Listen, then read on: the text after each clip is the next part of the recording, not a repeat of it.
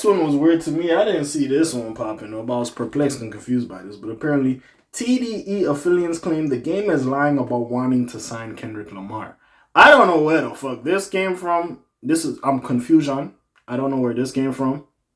I'm trying to figure this out like everyone else, so we just gonna read about it. I don't know when this was a theory or this was a thing, but let's get to it. So, Kendrick Lamar and the game's relationship has been under quite the scrutiny in the aftermath of the Drake battle. In my opinion, I just thought Game fucked with Drake, Game fucked with Kendrick Lamar, so he didn't really speak on anything. He was just kind of neutral, like we've seen other people do. During a recent interview on Big Boy's Neighborhood, the game claimed he wanted to sign Kendrick Lamar, but his story caught some flack. First time I met Kendrick was a long time ago, the Compton rapper said as caught by DJ Academics on Instagram. Shout out Big Ick. I don't even know if he'll remember. He was going to the YET Center or Yet Center in Compton as part of a probationary program. I had to go be a big brother at this Yet Center, and I wasn't Kendrick's big brother, but he used to come in there. He was real young, always charismatic, always good with his words, just a funny little guy. We grew up like across the street and around the corner from each other. He not affiliated, but he Compton. He ain't no punk either, but I always knew in the beginning of my career I would be going by Top Dog's house and helping him with J-Rock stuff and lending my 2 cents. Okay, so Game telling his stories. I was a little bit ahead of the curve then from where they were. I was always asking Top, I was like, yo, let me get that. He was like, no. He knew what he was. I knew what he was.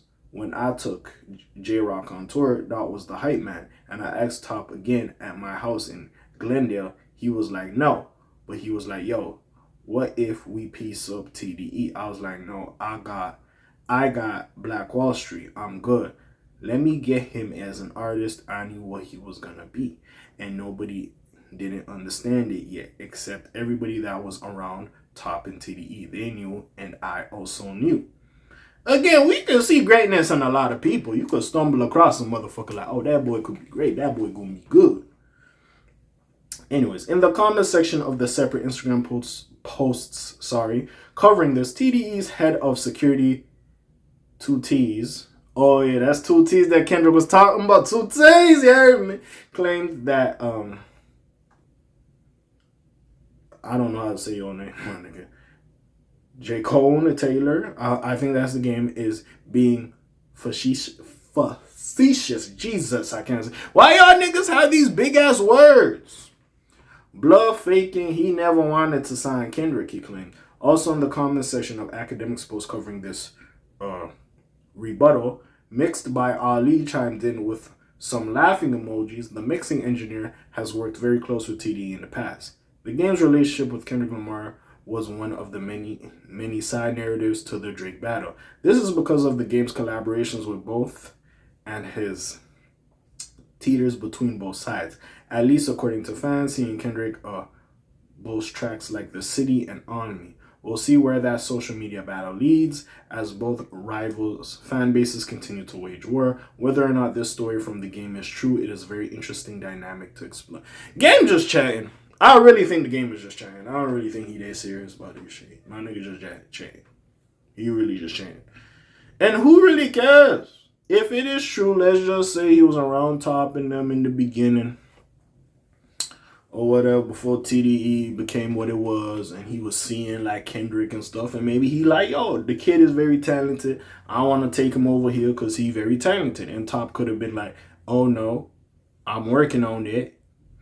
I see the value in him. You see the value in him, but he already over here with me.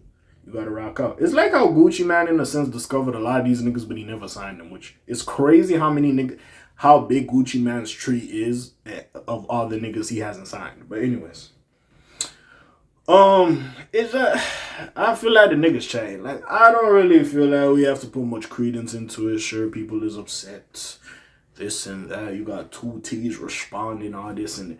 It's not that serious, honestly. At the end of the day, Kendrick Lamar didn't sign with Black Wall Street. He signed with TDE, and we've seen that the fucking rise of Kendrick Lamar. And yeah, sure, he's PG Lang now, but still TDE is still family.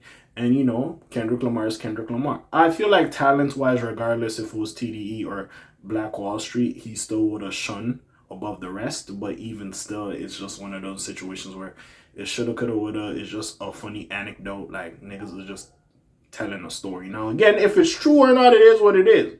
But regardless if it's true or not, this nigga is still chatting, in my opinion. And I don't feel like we have to put a lot of credence. We don't have to do all this and that.